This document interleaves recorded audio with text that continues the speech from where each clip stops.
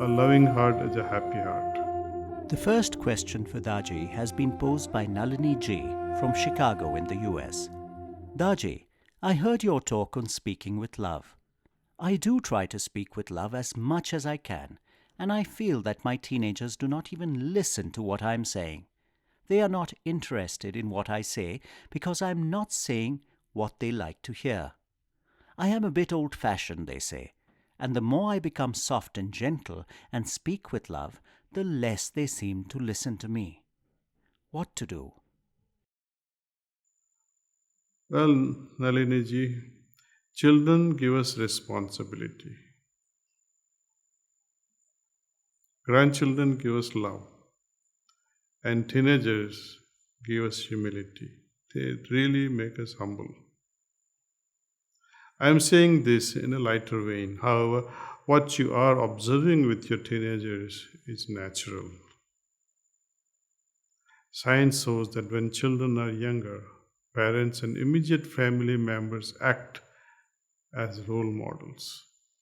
However, once they enter their teen years, children look for leadership figures and role models outside of home.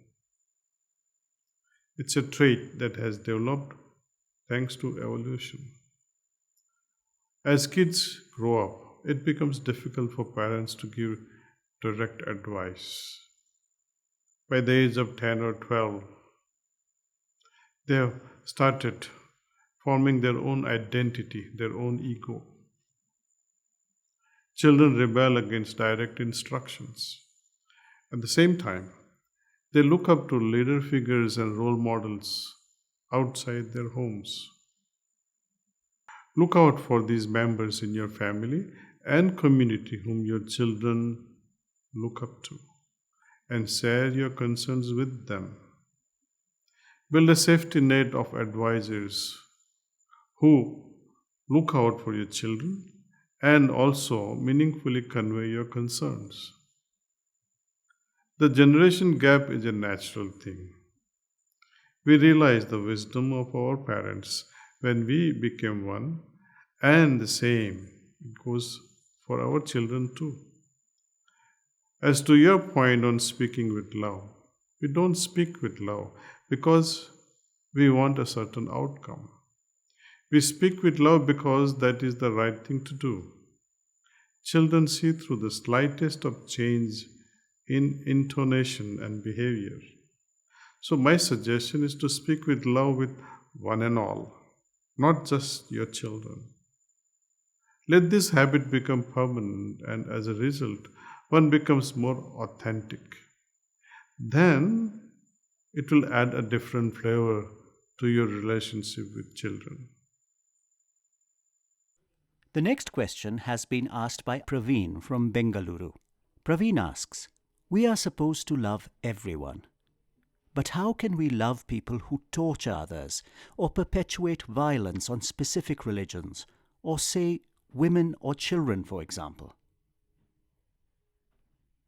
Thank you, Praveen. This is a current topic, but it has always been so for time immemorial. Before we worry about loving perpetrators of crime and violence, there are a lot of low-hanging fruit that await us. Let's pick them. Why don't we first start with where we are, our home and our community? Do we truly love our parents? Do we unconditionally love our children? Do we really care for our extended family? We may have thoughts of love. We may feel the emotions of love. But does our love show itself in our action? We are what we do, not what we say we do. So let's start small. Love is a human need. We all need love, but we are miserly in giving this love.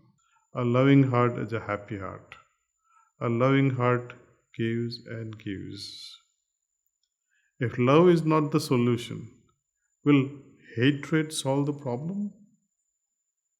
The group that perpetrates violence out of hatred or under the false understanding of doing things under the name of God they will surely pay its price. If you also begin to hate, then what is the difference between you and them?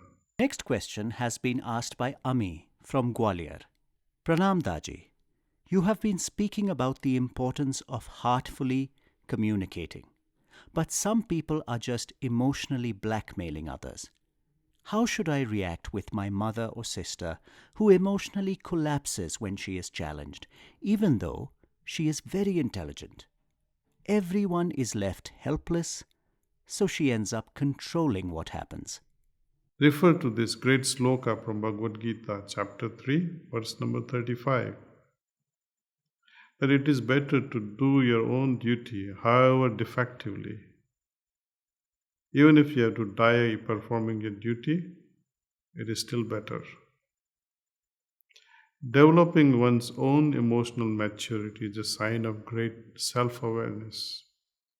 As you point out in your situation, Ami, that the discussions at home are charged with emotional outbursts.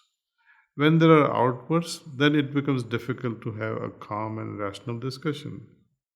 However, such situations are not restricted only at home.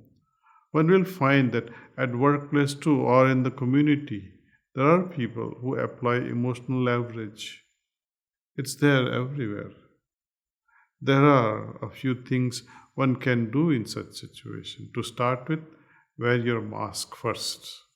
In airlines, the safety announcement says clearly, wear your oxygen mask first before you attend to your dear ones, children. Same goes for an emotionally charged situation. Wear your mask of poise and centeredness before you jump in and indulge. Every fire needs fuel. When we stop adding our own emotional fuel, the fire of emotional outburst burns with much lesser intensity. Secondly, accept the behavior of others without judgment. When you know that some members of the family behave in a certain way, accept it. Think about this. It is because we don't accept a certain behavior that we suffer from the reaction. Be it right or wrong behavior, accepting is the first step towards driving change.